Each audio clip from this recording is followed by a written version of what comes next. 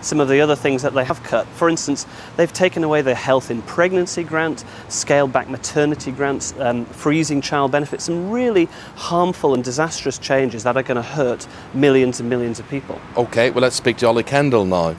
100 days, who would have thought? Who would have thought? You're going to number 10 today, and your man, Nick Clegg, he's got the keys of the front door. Who would have thought indeed? I mean, Chris says ruthless, we say necessary.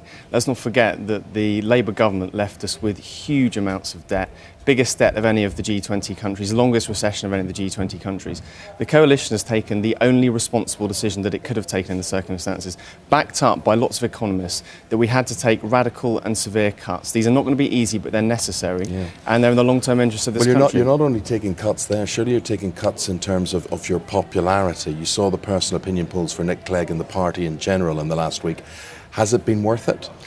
I think Nick Clegg and the Lib Dems would like to be judged on 5 years, not 100 days. And it is quite early days to say after 3 months, how is the coalition doing? But I think the early signs are actually incredibly good. And aside from the very difficult cuts that we were forced to make because of the economic legacy that Labour left us, this is also about a very socially progressive, radical reform agenda on public services, whether it's increasing the threshold at which people pay income tax, helping the poorest people in society. Chris shakes his head, Chris, but it's something that the Labour Party failed to do in 13 years, whether it's restoring the pensions earnings link, whether it's opening government departments up to scrutiny from the armchair auditors over a raft of issues. This coalition is being progressive. And I think the reason that Chris and a lot of his Labour colleagues are upset is because many of the things that they should have done in 3 terms, we are proposing and we have proposed in the first 3 months. Well, you were good at listing things there, Ollie, and Chris, one of the things he would like to present you with as a birthday present, correct me if I'm wrong, Chris, is that you have written a list of 100 backward steps